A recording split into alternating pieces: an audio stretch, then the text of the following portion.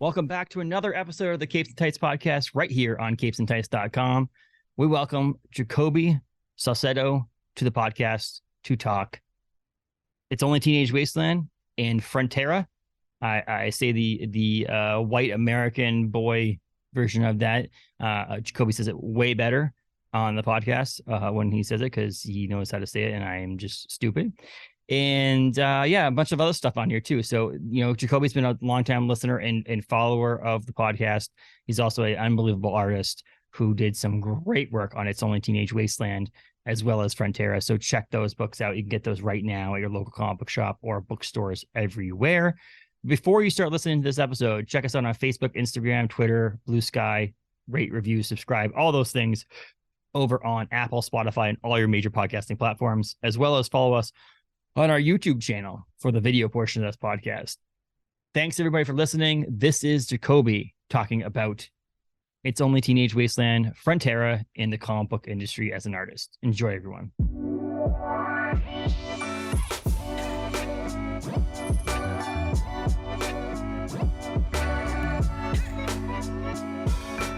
Welcome to the podcast, Jacoby. How are you? I'm doing good. I'm recovering from a sickness. I got. And there you go. For the holidays, so I sound rough. That's just how I sound, actually. Maneuvered it somehow. I don't know. I mean, my son, I have a 2.5-year-old in like the beginning of December-ish. Like he woke up in the morning fine, then like later on at night he was like hacking up a lung. Yeah. And then he had the cough for like 4.5 weeks. And I went to Christmas Day with my mother-in-law and my wife's stepdad, and everybody was sick there.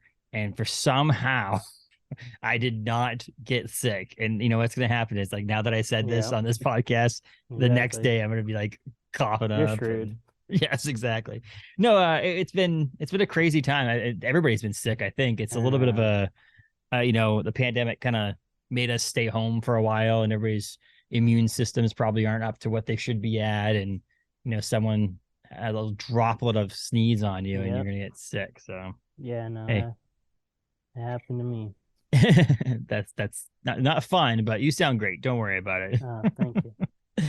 So yeah, we're here to talk comics and stuff. Jacoby, you're a regular follower of us, and I've been meaning to ever since I read It's Only Teenage Wasteland, and I loved the artwork, and I've been meaning to reach out. We have had Curt on the podcast to talk a little bit of It's Only Teenage Wasteland, but we talked a lot about Indigo Children and You've Been Canceled that Curt had going on at the time. And I want to get Micah Myers on at some point. Micah's on my short list of getting on. I've had a couple letterers on, but Micah's on that list as well. But we got you here to talk a little bit about comics. So that's a bonus right there.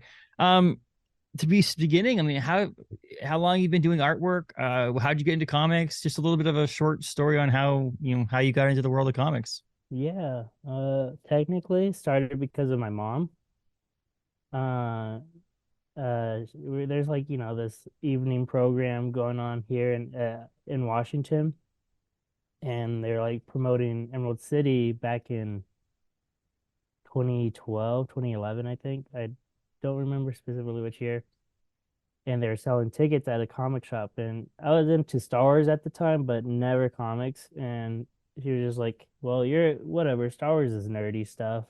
Hey, do you want to go to this?" And I was like, "Sure, why not?" And so we go to the comic shop. They sold out of the tickets, but I was there already, and it was really cool. Just I've never been in a comic shop, and this one specifically was like a pretty big one. And yeah, just kind of that was like my freshman year of high school, and I just really like fell in love. I always loved drawing beforehand, and I think like kind of getting into comics, it was like, hey, I draw.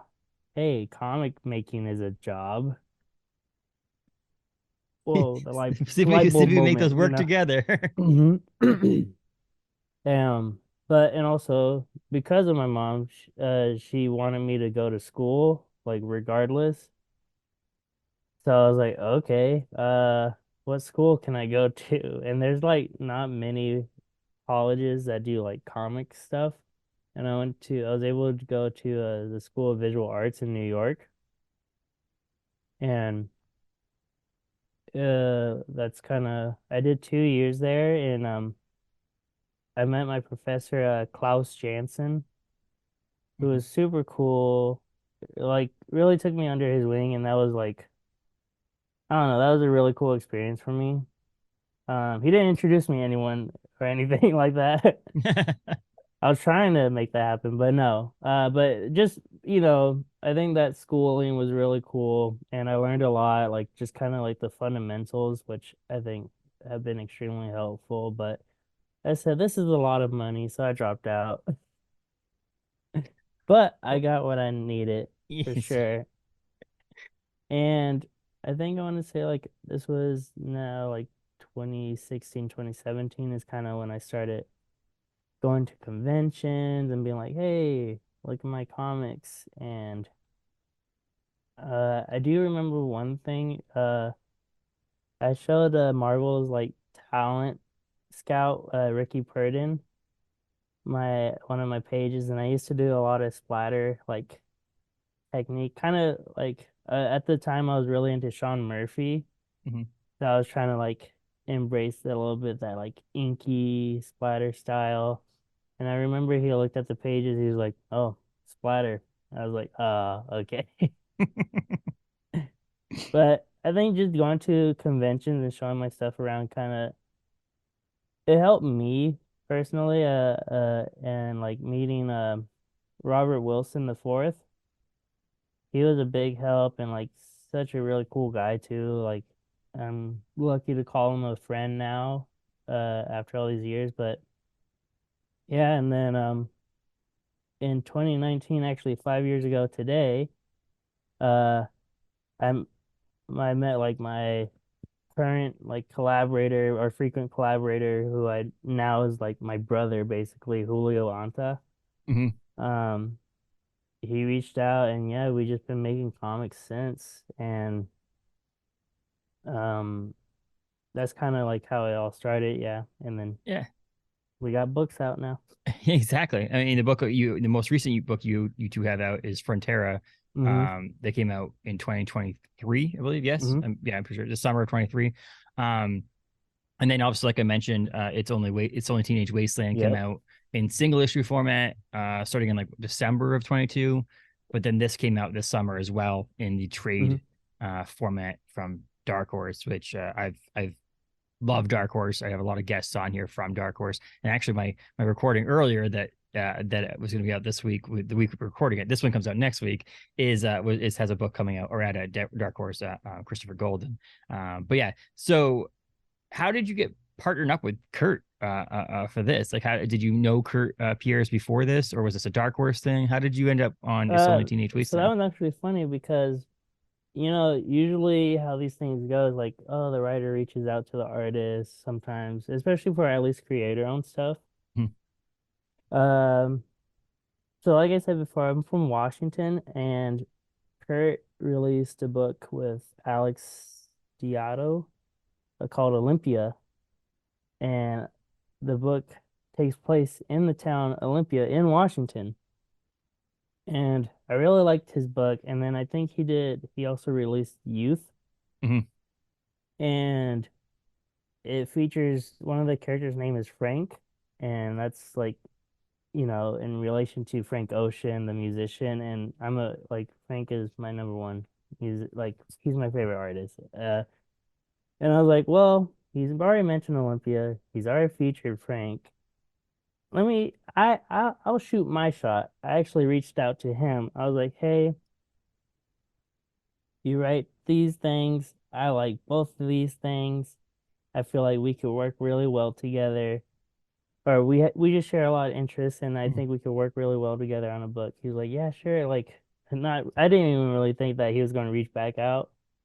Um, and sorry. And so yeah, we actually kind of went back and forth on ideas for projects, and like he emails me. He's like, "All right, I think I found the one for you," and it's Only Teenage Wasteland, and I was so down for it. I mean, you can kind of tell that the main character, Javi, it's me.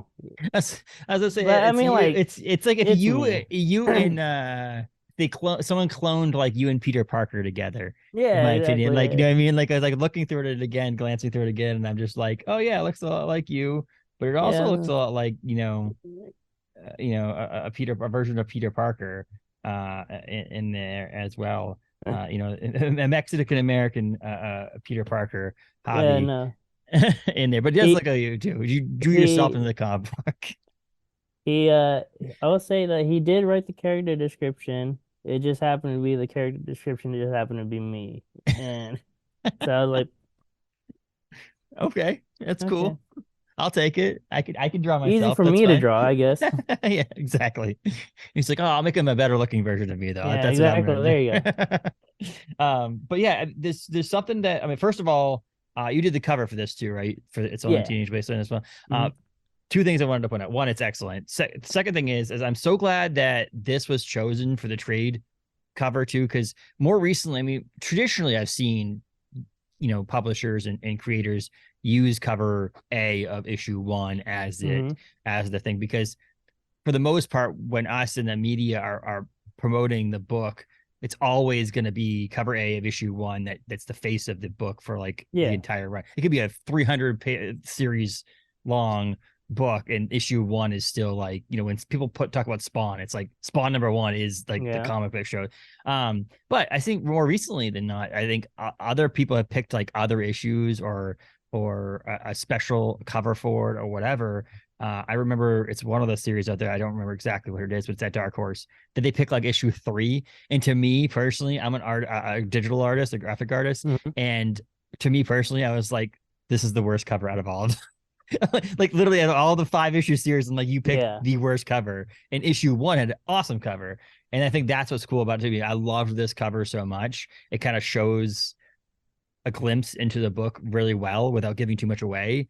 And I'm so glad they picked this for the cover of the. Was this No, something that you had input on it? Was this all Dark Horse? I mean, yeah, they asked for me. Okay. They asked me like, and also I just kind of also had to like what you said. Like usually, I think having the cover like issue one cover A is kind of the my intention as well. Mm. Is like you want to tell the story without having to say the words like, "Hey, Yeah. here's what's happening." So It I think the only issue I maybe would have if they didn't for some reason didn't want to do that one was maybe the last issue cover, yeah. but even then that needs more context. Yeah, exactly. Yeah, that's the thing, is like it makes most sense to do that. I'm also a big fan of, and maybe this is just because, of my design eye is. Hmm. I'm also very happy when the interior artist is also the cover artist. Oh, Two me things too. is, if you could draw the cover, you might as well draw the cover because you're an artist and you might as well do it. The second thing Yeah. is it does give you a glimpse inside the book. Whereas like there's some covers, I say this as a big Scotty Young fan too, but that's different. I feel like Yeah. Scotty Young doesn't do cover A's for series that he's not internally Hmm. drawing. And but like having you do the cover gives you an idea of like, when I pick this book up off the shelf at the comic book store, I can get an idea of what the interior looks like. Sometimes they're just drastically different, and I'm like, okay, Yeah. if like Martin Simons did a cover for you or something like that, or like if Scotty did the main cover for you, it would make much sense. There would be a disconnect, I and mean, that's I what I would be also cool with liked that about it. too, Yeah. though. Oh yeah, not saying there's certain people you did go, yeah, I'll take it, but no, I think it makes sense because this art style you have, um, in this book, that's amazing. I noted it when I did a review of issue one, about how I liked it, how it fit Kurt's um writing of the book and the post-apocalyptic part about it. Was it weird coming out with an issue comic book, drawing a comic book of a post-apocalyptic world in a world that we were basically in a post-apocalyptic world? Yep. Was that interesting? Did you grab like the outside of what the world we lived in to bring into your art style? Just dying over here. No, yeah, it was funny, kind of just drawing that, being like, I mean, it's not too many di differences, I guess. Yes. Um, but no, I like my post-apocalyptic.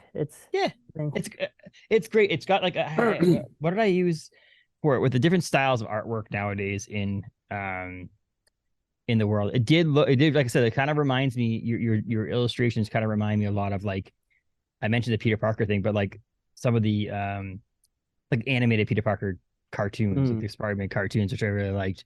It's different. I think there's a lot of people who do a post-apocalyptic style stuff, Walking Dead, things like that are more like grungy, mm. more messy, and you have more cleanliness to your lines. And I do like that a lot about these things. Is there? I mean, do you draw inspiration currently from anything else, or is it basically you just found your style and this is what you're going with? Oh no, I definitely like pull from like other artists. Like for the cover specifically, I looked at Adrian Tomine Mm-hmm. and like Arkikuo. I'm like butchering his last name, Johnson. They're both like kind of, New Yorker style like cover artists. Mm-hmm. And that's like specifically for the covers because I wanted them to kind of be like super graphic, like, you know, eye-catching a little bit. Um, and but like for the interiors, I remember giving the colorist Mark Dale Mm-hmm. the like my notes were like, hey, I know this isn't the best way to say it, but could you color like similarly to how Tonchi Zonjic colors his work? Because like Zonjic or Zonjic is a huge inspiration for me. Um, there's just something about his work that just every time he posts anything new, I'm just I'm looking at it forever and just like, man, that was so cool. How the hell did he do that? Oh, that was a perfect color. Like, I don't know. Like, I mean, I really enjoy coloring my own work, a lot. Obviously because of the schedule, it's like, yes. Mark came through and he killed it. Um, but I like if I had the time, the money, and to color my own stuff, I probably always would. Um, I You color? just Did you color Frontera? Yes, I did. Yes. Okay. That one was all me. I did the balloons, but not the letters. Okay. That was a weird process, but other than that, that was cool. Like, yeah, I just maybe a bit of a control freak. Um, Yeah, I can understand that. I mean, like I said, it's one thing that's weird. Even me being in the fringe of the comic book world, like I haven't illustrated a comic book before, but I do. I've illustrated digitally for can mm, art because I do. My mm, day job is working at a brewery, and I have illustrated cans to the point where like I did a so like, but like I can't yeah, imagine. I couldn't imagine doing lines on that. Like I couldn't thinking back on it, like I couldn't imagine just drawing the lines and then canning it over to a colorist and been like, okay, mm, now you're responsible for yeah, that because I just feel like it wouldn't be complete. I feel like it would be mm, I'd be missing something. I feel like I went back and changed things on the mm, illustration, like because I did it on Procreate, so like yeah, erasing things and changing things when colors wouldn't work. Like I feel like lines are permanent, not permanent, but permanent to an extent that the colorists just have to work off that. And that to me would have been like, I don't know if I could ever do. I would be a control freak on that too. I don't know if I could yeah, ever just do that, hand that off to someone. Scheduling wise, yes, I would be able to do yeah, it. Like exactly. I don't have all the time in the world to do all that stuff, so I can imagine someone else helping me with my job in that sense. Mhm. But that's another reason why colorists do what they do too. Like a colorist Yeah. is good at it because they know how to take your artwork and cohesively make it better. If that makes any sense. Mhm. No, yeah, I I've only worked with a colorist now 3 times. Um, and yeah, it's just a lot of like trust and like um I'm working with one just recently and like the colors look killer and I'm like, all right, I'm gonna try to keep you around forever now. That's I feel like that's the way a lot of these teammates work. I mean, you mentioned Julio in working on Frontera. You're like, let's just do comics together. Like, well, Yeah. I mean, obviously, working with Curt was probably an awesome Hmm. experience as well. No, it was super awesome. But like you think about it, like you and Julio are just like, let's just do comics together. It makes it so much easier. I know you're writing, you know my art. Let's just figure it out. No, it's super. Yeah, we were talking, Julio and I, we were talking about like our next book, and it would be like a sequel to the one that we're currently working on. And I just remember texting him at the grocery store, like, here's my idea. And then he already sent the text and it was the same idea. And I was like, perfect. See, our minds Easy are peasy. linked somehow Yes. in the greater world of things. But obviously you and Julio work well together. How was it? I mean, obviously, don't tell me any dirty secrets that don't make any sense that you want to, air dirty laundry. But no, Curt. I mean, what was it like? What was it Yeah. like working with Curt? Was it a fun experience? It was a super fun experience. I think Kurt wasn't used to someone as like collaborative. Um, or at least, he was like, all right, this is the script, just have fun with it. And I think he really liked that, that we really were able to like mesh together. And like I think in the first issue, um, there's like a scene where Javi's like talking to the reader.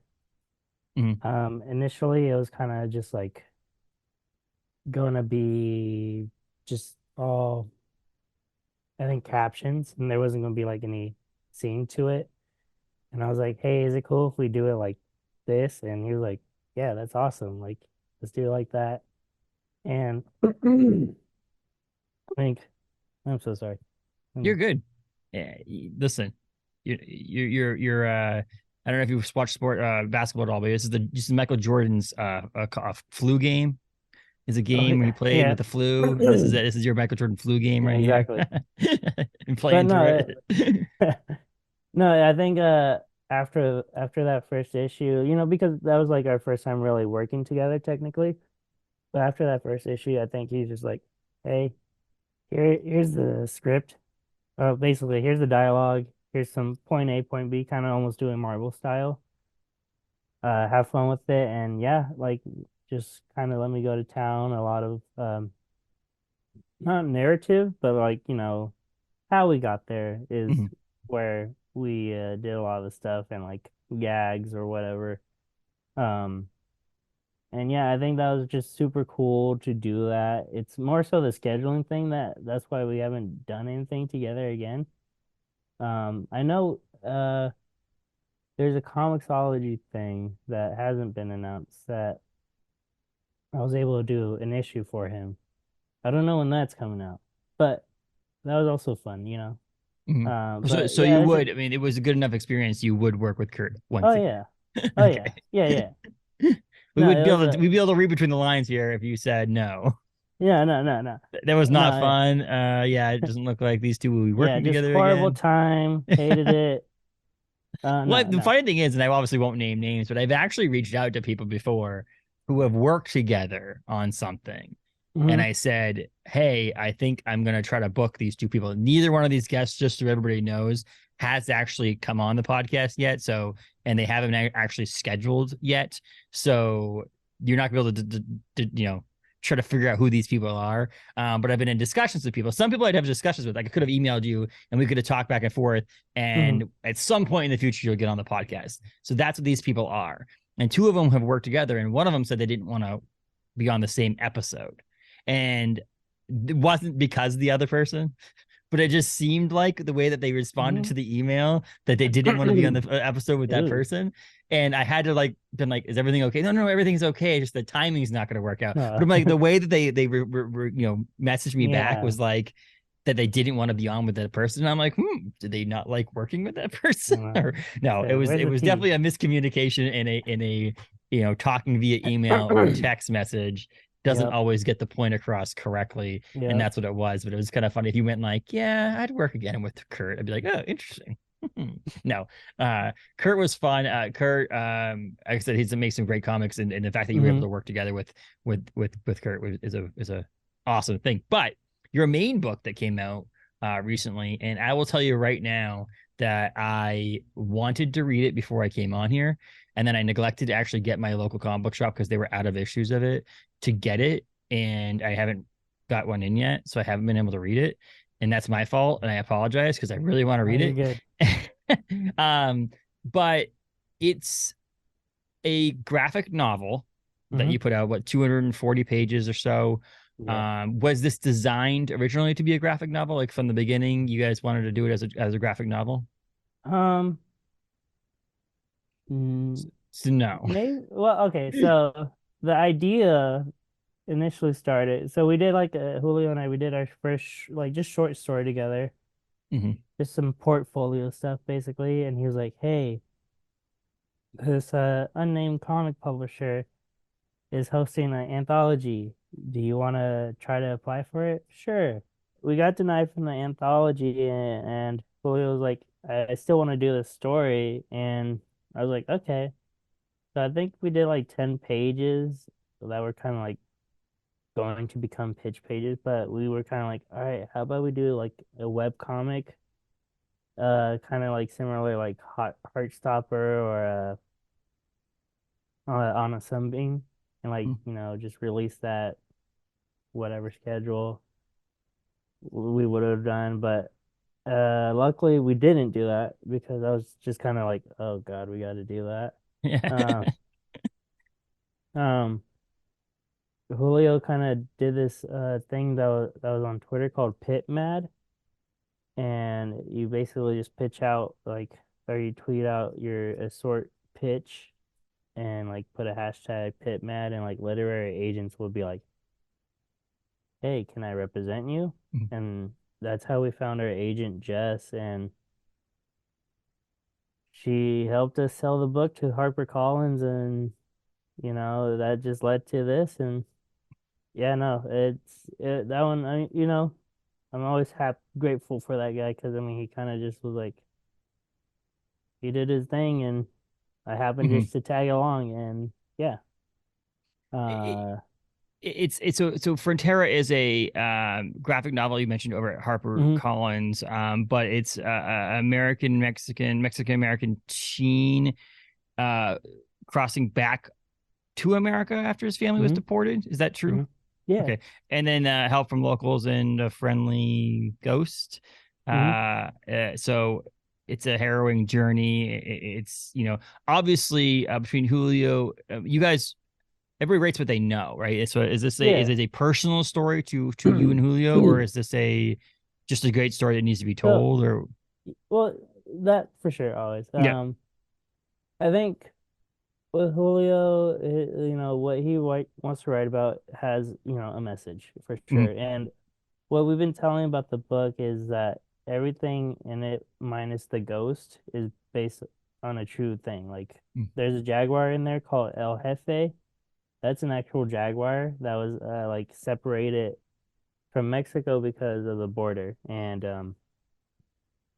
like Julio is Cuban Colombian. His parents, immigrated into the country. My dad, he was from Mexico, so he had to come to the country, and like did none of our parents kind of went through this specific experience, but like the message was also just super important to us, or just like the story, and like making sure that like we tell these type of stories too. And the main goal is to like show empathy, so like someone who has no connection to this can read it and Mm-hmm. still be like, can understand like there is no easy way to immigrate into the country. Like but it's just the truth. Mm-hmm. And I think with knowing the fact that like everything in the book is based on like a true, like based on true things, it kind of makes you, when if you read the book, you're like, oh, oh, like Jesus. Yeah. And I can understand that. I really wish it was one of those things. I make my goal obviously to read, not everything obviously because it's Yeah. almost impossible for some people. I had some people on recently. Brian Michael Bendis. I wasn't going to sit there and write every Brian Michael Yeah, Bendis yeah, comic book no. ever created. That's a little difficult. But for the most part, I try to get in there, and I was like, I got so excited to read. It's only Teenage Wasteland again because I love that Hmm. comic book. So I was like, oh, Yeah. I'll read this. This is great. And then I was like, oh, and I'll go read Frontera. And then I realized I didn't have it. And that was a big issue for me because I'm like, it's not, Yeah, I don't, no. and so, I mean, I guess I could have probably reached out to Harper Collins. Harper Collins could have sold me a digital, it would have been a whole thing because I do Nah. get advanced copies of things most of the time. But yeah, so I was able to read the description of it. Obviously, I went on. He's got a 4.01 on Goodreads. So out of I'll five, that's take a. it. I mean, Yeah, I'll that's you got take like it. a 101 out of 409 ratings, which is for a graphic. So Goodreads is mostly novels, right? Like regular Yeah. straight ahead prose novels. This is a graphic novel, so some people tend to rate and review on Goodreads for graphic novels, and some people don't use that. That's like Uh-huh. they're not the same reader. You know what I mean? Like it's not the same Yeah. person usually. And to have 409 ratings, 101 reviews, to have a 4 out of 5 stars, that's usually I'll take it. yeah, it's excellent. That's a very good review census there. I mean, and um and you can get it on Kindle for 9.99. I just saw that. I could have just bought it there, but no.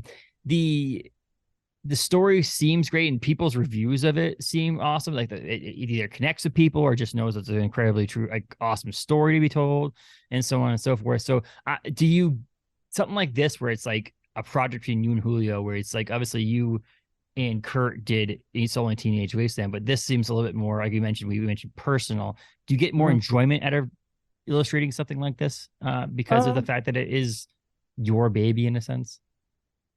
I guess yes. I think so.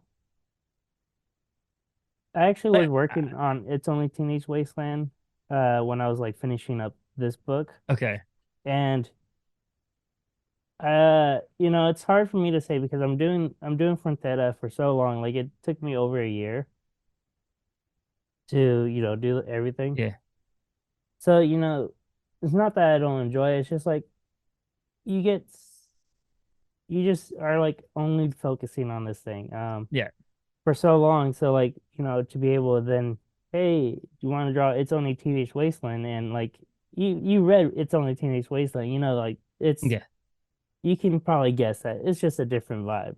Yes, Uh, it is. so I without even reading the other one from Frontera, yeah, I yeah. can understand it's a different vibe. Yeah, there's not as many jokes in Yes, Frontera. I I mean, it's yeah still a hopeful story and a good story, yeah but um it isn't that I don't necessarily get like no enjoyment out. There's no specific one that I get more enjoyment out of.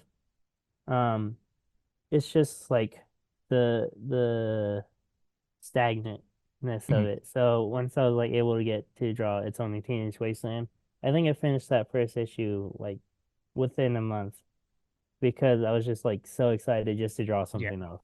Mhm. And I totally understand that completely. Like it makes sense um that it's not just something different. It's something. Well, it's not just one's better than the other. It was just something different. It could have been yeah, anything. Honestly, it could have been you exactly. know you could have had to draw a cover for something else or whatever. It just had to be something different. Yeah. Yeah, no, and like that's kind of something that's going on right now. Julio and I are working on our next graphic novel, and I love the guy, but man, I'm just getting bored of drawing the same character over and over.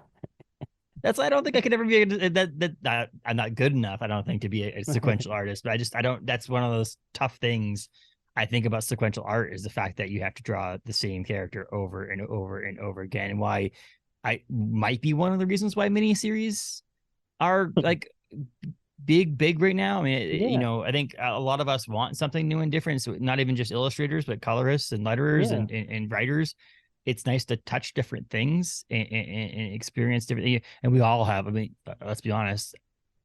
How many different stories we probably have all in our heads.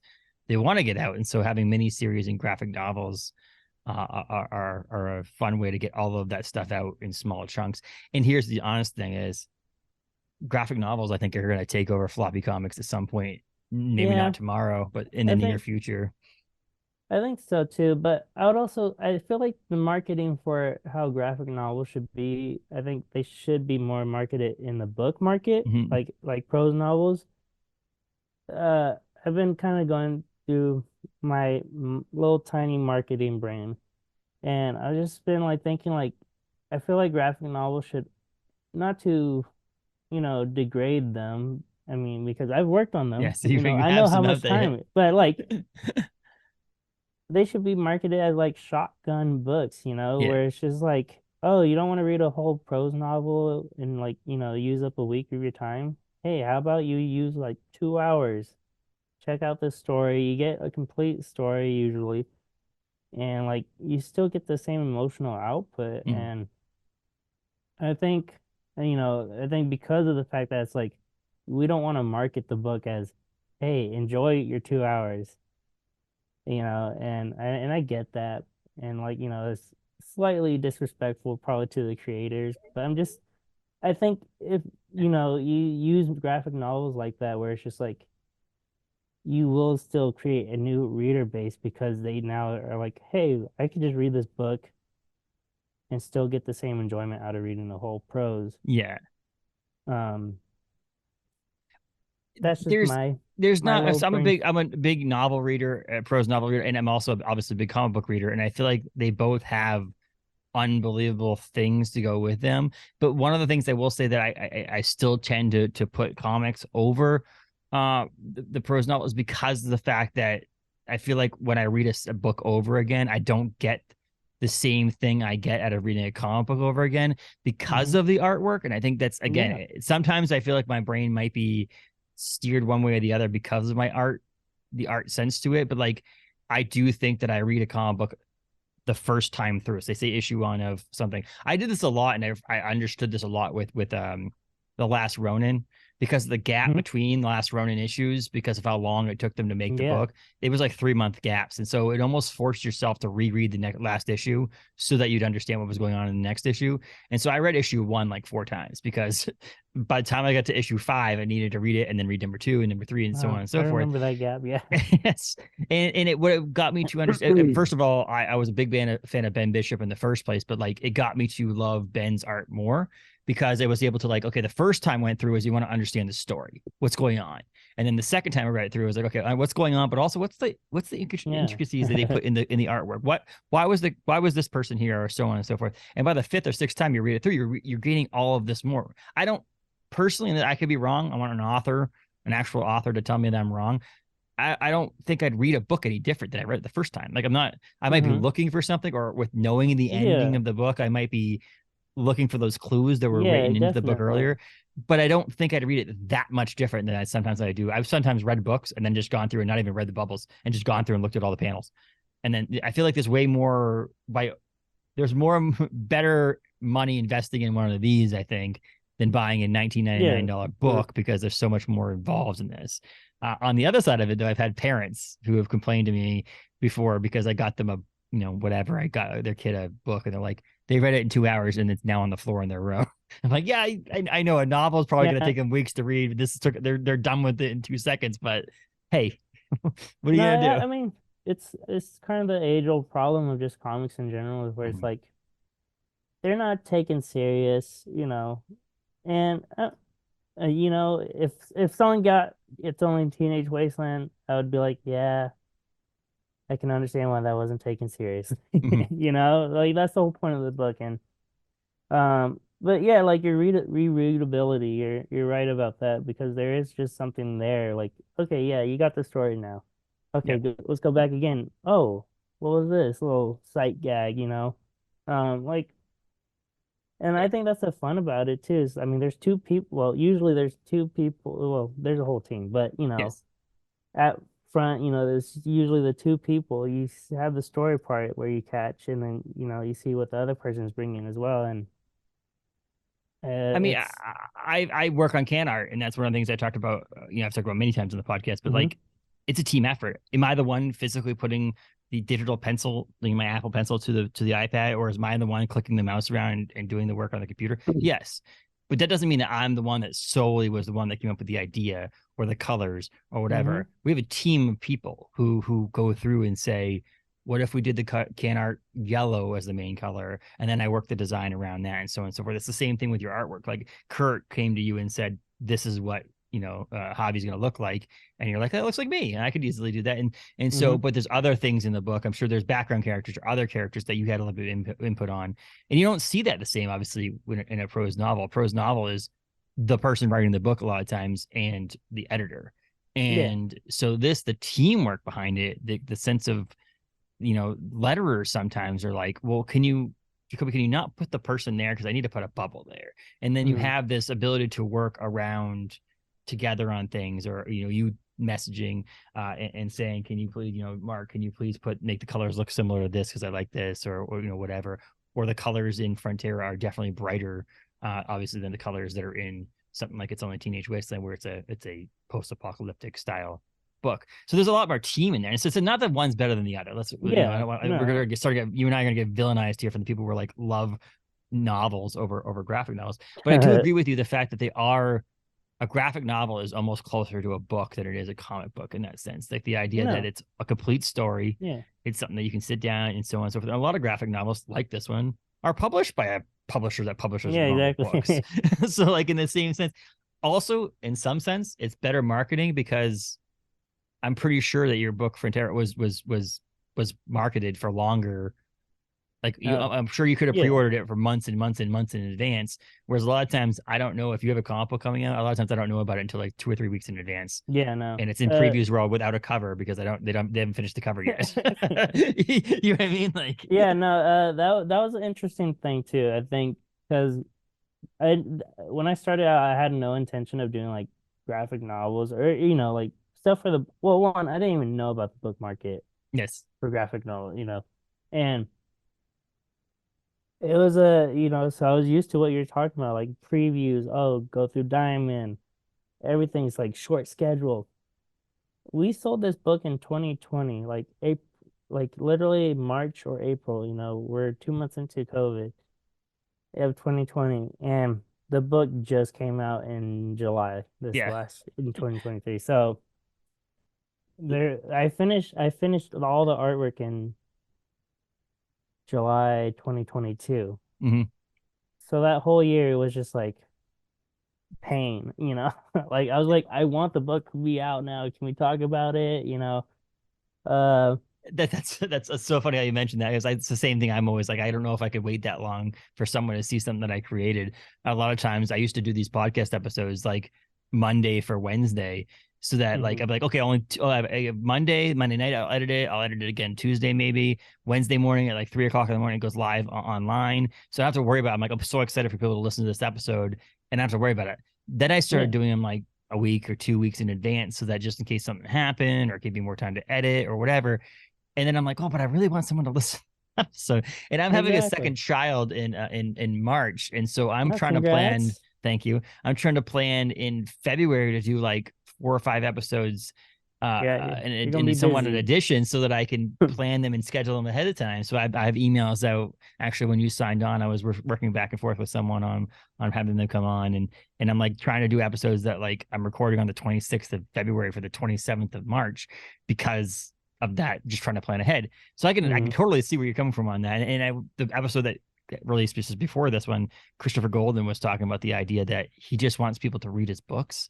Like the money side, obviously you're making a living at this. Like that's what you're doing for a living. You're trying to get paid for this. But also when you put all that work into something that you're really proud of, like in the end, you really want, if someone came up to you at a convention and was like, told you a story that was very similar to what goes on in Frontera, like the idea of crossing the border and doing all that stuff, this might be a small possibility where you're like, just take this. I want you to read this. Like, let me send you a PDF. Let me shoot something to have it so you read it. Yes, you want to make money, but like in the same sense, you're an artist and you want people to read your artwork or see your artwork. And so like this getting it in front of people is good. So waiting a year to get in front of people to be proud of it. I agree with I agree with the everything that you just said. At New York Comic Con, it was really cool. That was our first convention with the book being out. And it was actually Julio and I actually got to the table together too. So, it's always lovely seeing him. And like people were coming up to us, were like, hey, like we read this, we really loved it. Like, I have family members that relate, like, it was just, it's validating to have that experience. And like, I love praise. I'm not gonna I like when people say, hey, great job. I'll play humble, but it feels awesome. It fuels me. And the funny thing is it does get easier, if that makes any sense to people. It doesn't sound like you want to pat yourself on the back, but when you hear it more often, it does get easier to take. The first couple of times you hear it, you're like, shut up. Yeah, I don't want to hear it. And after a while, it's not like you become immune to it. We go, okay, you can start learning to accept positive. Yeah, you can appreciate it too. Yes. And But yes, the waiting part, oh my God, it's killing me. Like I mentioned it before, but we Julio and I, we have our next book. It's coming out this year in October, and I'm like dying to talk about it. I'm literally dying. I'm just like, it needs to be out. It's That's what. cool. Do you have people you send things to? Like, do you have other people, creatives in the in the industry that you send things to read, to have a discussion about with you? Like, do you have like your confidants other than Julio? Obviously, Julio is one of those things, but like, would you send it to another artist and be like, "This is the thing I just finished. It doesn't come out for a year. What do you Um, think about it?" Or do you? Actually, I do. I didn't know if Most that like that suffices a little bit of your like waiting game. Like, does it help a little bit that someone else is actually putting eyes to this thing that you worked so a hard little on? bit. Or I think it's just yeah, it's like out of necessity now. It yeah, was like, no, check yes. this out, please. Make Uh, sure there's no errors. no. So I finished the cover for this unannounced Yeah, project back in like summertime, and I crap you not, it was one of my favorite covers ever. that's Like, awesome. that's how like you don't usually like your work, but like this is Yeah. one of the times where I was just like, I love it. I'm so Typically happy for with it. me, it's the one I absolutely love that everybody else is like, what? Exactly, right. Typically Well, for me, that's I'm like, because I can art, I'm always like, I'm so happy. They're going to be so happy with this can. And I show it to them. They're like, well, we were actually thinking this. And I'm like, yeah, God, I no, love this. I love this so much. But no, no. I had I'm glad one. you love it though. That's, it does take a little bit to love your own It's work. mostly because of the colors, but There you go. That's you coloring your own stuff. That's what happens. Did you um, color the cover of It's Only Teenage Wasteland, or was that Mark as well? yeah, no, I did Okay. those. Um, but yeah, yeah, like I actually messaged mostly other writers. Hmm. Um, I'm just beefing with all the artists. No, Exactly. I don't like any other artists out there. I am yeah, the greatest there is. no, the writers they like talking to me for some reason. I don't know. I think You're they want nice. something from me. Yeah, exactly right. They want to put you in their back pockets, so just in case they ever need an Exactly. artist. They're like, oh, I can just message them and see It's what's up. working. It's They can pay working. me. I only talk to the people that pay me. Pay you. What book are we gonna make some money on this book? Cool. We'll be friends. All right, we can Uh, conversate. yeah, exactly. Is this I would love, so that's cool. I would love to actually, if it ended up working out, to have you and Julio come on closer to when this book comes out at the end of the Oh, year, definitely. and discuss this book, because I was, and I will read it before we get at that point. I'll make sure I get it. I'll probably get it through NetGalley or something like that, where you can Oh get yeah, there you advanced go. things on there. But no, I mean, it's so, I talk a lot of writers on here because it tends to be Hmm. the people who are, when I ask them, what's this book about? They tend to be the one that Yeah, they know usually what. has the blurb in their head, and actually most of them don't, which is weird. I'm like, how many times have you Come talked on, about man. this book and you don't know what this book is about? Like, an easy way to explain this book. Um, and I'm like, then how is the local comic book shop owner going to be able to explain this book to someone if you can't explain this book to someone? No, but it's nice that I noticed that I went back and I was like, I don't talk to that many artists, and it's not because the artists aren't good or whatever. You guys are also super busy, so that's another thing. It's one of those things that a lot of times, not saying writers aren't, but if a writer's not working on a number of projects, they're like, okay, the script's in, now it's in the hand of you, the Hmm. colorist and the letterer. But I don't know. Sometimes this works out the way. Luckily, a lot of times, people, when I've talked to artists or writers, they've brought the artist on with them, so that's been nice too. Yeah, But let's talking bring to an along the little artist, freak. yes, we'll do artists. Talking to you about art in general. This is cool about this Hmm. episode was Yeah. we obviously had something to base it on, but just talking about comic book art in general is always fun. And I'm guessing, you're hoping to make a long career out of it and do a lot of different stuff. Well, I mean, I just want to get rich and then I can retire as soon as possible. Pull a Mignola. Exactly. And then just come out of the shadows every once in a while to do Yeah, something, a cover here and there or something, yeah. and then be like, yeah, You exactly. know, Or you need me to draw a little weird thing? Sure. yeah, I'll Okay. do that. But yeah, it's a fun, weird, chaotic industry, but graphic novel. I'm excited for another graphic novel that would be nice for you to come out with. I'm guessing you did that single thing like you mentioned for Comixology stuff that Oh hasn't been yeah, announced yet. But are you gonna do? You would just like to do comics. more, more comics in general, just like regular Yeah. single issue comics too. If Um, always talking with Julio. We have Hmm. some ideas. Uh, we like the payments of the book market. We won't lie about that. But we also like comics people. A lot of Hmm. our friends are in the comics market. Yes. Um, we have some ideas. It's just a matter. We've been like, all right, let's try to make a bunch of money in the book market so then we can actually fund the comic stuff. But I have something at Mad Cave with my good Australian friend Christoph Bogax. Um, what else? I think that's Has that it. that hasn't been announced yet, though, is it? I Or no? also, a lot of these things are I'm just trying to think of. I TBA. just saw because I have access to the Mad Cave media site. Oh yeah, no, it is. It's nowhere to Well, be they have something that's announced. out in March. I just didn't know. No, your name's not on any of this. Sorry. Yeah, yeah, I'm not even in the Oh. database. No, I was just funny because Um, it's funny because I get emails when I stumbled upon a book that comes out in March. They haven't emailed me back about, so I won't say it now because I don't know if we're allowed to say anything yet. But like, okay. there's a book that comes out in March, and I was like, wow, they're on top of it. I love Mad Cave, so they're on Yeah, top of no. stuff over there. So I enjoy their books a yeah, lot.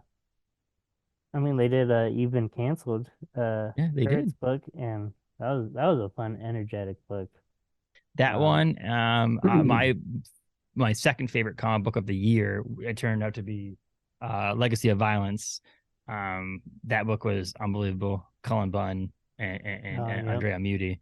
And then, well, my favorite comic book of the year was 8 Billion Genies, but that was kind of Yeah, I cheating don't because know. only like two issues came out this year, but still, it was my number one comic book last year too. So, but yeah, and then You've Been Canceled just came out in trade, and their trades come out to be pretty well too. But I mean, Yeah, Dark Horse tells it I too. got This is to cool. I got to check out the trade for that one, and that's a fun book, I like the spot gloss on these too. It's got dude. like the letters are spot Uh, gloss and the photos on the back are cool.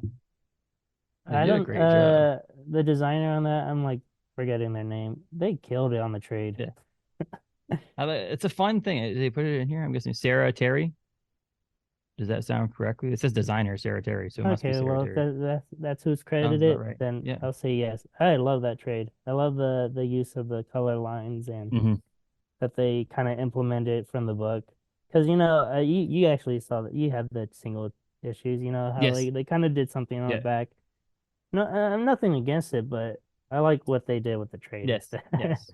Well, Um, that's one of those things that we could have another whole like discussion. And actually, it could be one of those things we discuss if we when you come back on to talk about your next book is the breakup that I'm some trades that were comics and they're originally the collected format. Sometimes they just go from issue 5 to or sorry issue 3 to 4 and 4 to 5. There's no like gap, so you don't know where you are, or it's very plain. And there's two options I like about it. The way they did here between gaps and having those lines and doing things like yeah. that is awesome. Or just put the cover of the second issue on there, so we at least know it's a nice thing in there. What I didn't see is it doesn't look like you didn't get all your covers in the back of this thing.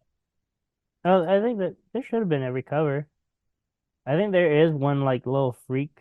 Uh, I think it was Oh, the just kind covers are of there. Yeah, paged yeah, weird. I think yes, yes. Oh, you're good. but They're in, and then it does the thing. Yeah, okay, yeah, because also I think I do remember flipping through. I was like, wait, where's the cover to issue 2 or something like that? yeah. Um, But no, but it's yeah, no, beautiful. they got the QR codes too for the Yeah, yeah. playlist. I love that Back zone cover. and the front zone. They're Yeah, great. Everything's beautiful about it. I think this is. I can't wait to get my hands on your graphic novel Frontera so I can actually read it and do that. In my extreme amount of time to read things, I'm gonna squeeze it in. yeah. You, Well, I'm that was sure one of those you. things that like I just got an email from someone saying, "Yeah, could you do early February?" And I'm like, "It's on my to read list," and I'm like, "Yeah, let's not do too early because I don't know if I'm gonna be able to get it in Yeah. between now and then to hopefully that I can actually get it in there. But I try to read as much as I can. So I'll get Frontera in there. Don't worry. But you can get it. Anybody else can get it anywhere books are sold, including your local comic book shop. And if To they don't make have a sure they copy on the have shelf, it. just tell them and they can get one for you. Usually hmm takes a week or two, but like they can get it. So don't go into a LCS and be like, oh, they don't have it. I'll just buy it on the big box stores They or don't have online or it. something like that. That's it. Yep. they can get it. And same thing with your local bookstore. Just say, hey, can I get this graphic novel? And if they get books from Harper Collins, they're going to be able to get this book. It's not like they're not going to be able to get it. So, and if a bookstore that doesn't sell Harper Collins would be a weird bookstore. Yeah. And then if you can't find anywhere else, or you don't want to do anything, and you just want the quickest and easiest way, just buy it on Amazon, people. Yep. I hate to say it, locals, yeah, it doesn't matter at this point, because the more people buy your graphic novel on Amazon, the more you're gonna make on it, and you want to be rich. So there's that. Yeah, and the second thing is it shows Harper Collins that they invested into you and did a good thing that way. So they'll continuously give you more books, and they'll continuously give you more money. So like, no matter where you buy it still records a tally somewhere that someone bought your book. The one thing I will tell you not to do is steal it off the internet. That's the only thing I will tell you not to do. Please don't. Just go to a library at least. If you want to read it for free, go to a library. Support your local library. Or borrow a friend's copy, or whatever you need to do. Or rob your friend. Yes. Just rob your friend. Borrow regardless if they have the book. Borrow it and then never give it back. Yeah. Yes. Just rob them. And if they don't have that book, just steal a different book they have. Just take a book. Use the money that they had that you robbed. To do that. What did I just watch recently? 12 Monkeys. Have you ever seen that movie 12 Monkeys with Bruce Willis and Brad Pitt? I have not. Whatever. In the movie, they're running from someone, and some guy, like, they kill some guy, and she's like, "Well, take his wallet. We're gonna rob him now." She goes, "Well, we need money," and he's like, "Oh, okay, that makes sense." She's like, "No, I'm not just saying we should just rob the guy. I'm saying we don't have any cash, and we need to get a cab, and we need money. So, you need money. Killing him. Rob your frame, sell something. I don't know, kidney, blood. You can sell your blood and plasma. It's very expensive now. Exactly. We're gonna have to make you start doing that.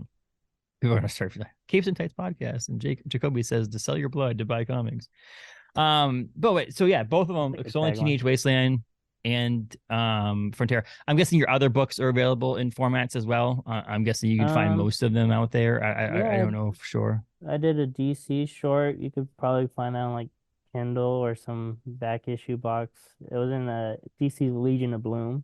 Okay. That's Julio and I. We did a Blue Beetle story with a animal, mineral, vegetable man as the villain. There's also other short stories in there. I was in the GLAAD award-winning anthology, Young Men in Love. Mm-hmm. A lot of good stories. I was the first story in that anthology with Tate. I'm not gonna say his last name. Tate Brommel. Yeah. Yeah, because Julio makes fun of me. I said it a specific way. He said, "Is that how you say it?" I said, "I don't know." I just read these things. We read people's names on like in digital or on paper format. We don't know how to say these people's names. But yeah, that was I got my comp for that one, and I literally just opened it and there's me, and I was like, I didn't know. Look at that. Yeah, exactly. Can you buy Angel Boy anywhere, or is that? Oh, Angel Boy, that one. That's my own personal zine. Yes. One day you will be able to buy that. Okay. Hopefully in bookstores everywhere. It will be out. I promise you within 10 years. Yeah. I guess that's. Do you do New Year's resolutions? No, not really. I mean, I'm gonna read more this year, but that's not like I didn't actually that's just part of the job. Yeah, exactly.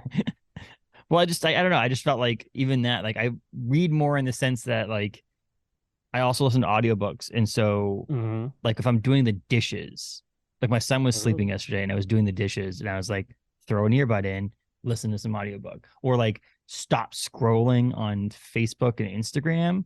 Like, do a couple minutes of that. I'm not going to stop scrolling altogether, but do a couple minutes of that. But then, like, put your phone down and read a book or a comic, because, like, then I get to myself, I'm like, oh, I'm too tired, I'm going to go to bed. And then I just skip reading.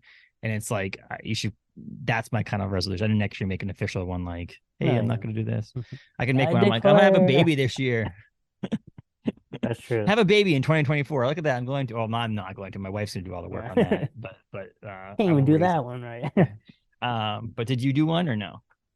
I usually always just say complain more. There you go. Get what you want, right? I think I'm off to a good start. Good start there. Complain more. But yeah, so yeah, you can get all your stuff that is in published work out there. Just type your name on the internet. I'm sure you'll be able to find it. But I would highly recommend It's Only Teenage Wasteland. I would also highly recommend that. I would highly recommend Frontera, even though I've not read it yet. But I'm just going to say that I would recommend it. Yes, because even if you just want to look at the artwork, forget Julio. If you just want to look at the artwork, it's worth buying. That's me. I forget I can't remember where I put. I don't have my list here. I don't know where It's Only Teenage Wasteland showed up on my list of comics of the year. I don't know. I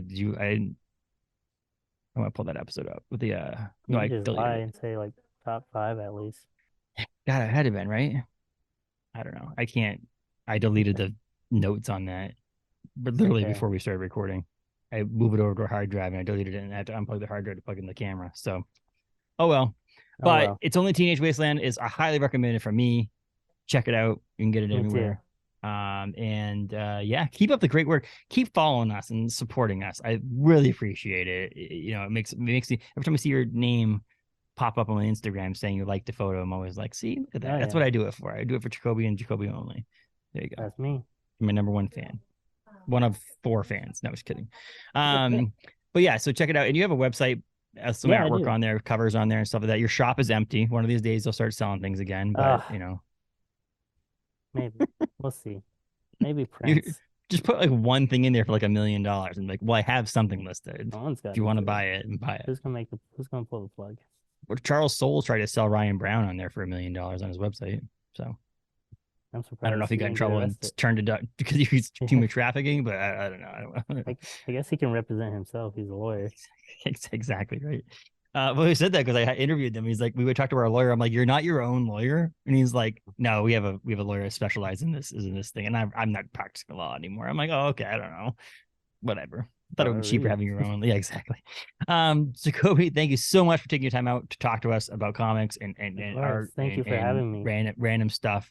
We'll have you back on for sure. We'll get in touch again and get you and Julio on to talk about your next project when you have the information. And if you have anything before that you want to send out to, like, let me know. Not like ahead of time, but I'm saying like to help. I'll help promote the book is what my point is. Oh, thank you. Let me know. I'm just trying to when think. That is there any books you want? Just send us to us. Send us to us. You have my email address. Just send me an email and we'll promote it because we're big fans of your work. So keep it up. And I'm glad that you are going to add your name to the list of smart people who dropped out of school to become excellent and amazing in the industry. Yes. I think Bill Gates and me. Yeah, right there. James Herron. Actually, you know what? I dropped out because of James Herron. We're going to end there. That's it. He went to SVA. I messaged him. I said, you went to the SVA? He said, yep. I dropped out after my 2nd year. I said, I'll do that too. You're gonna just start making the program like 2 years. So yeah, we just gotta make sure it's a year and a half, 2 years. We're gonna cram it all in there, so when people drop out, at least they get all the schooling that they need. Yeah.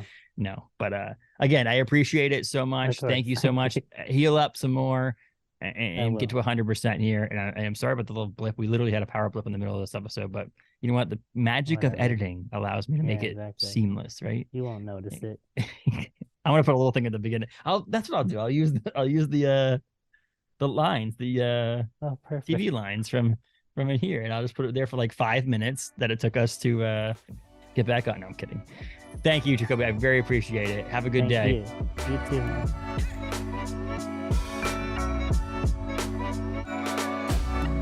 Man.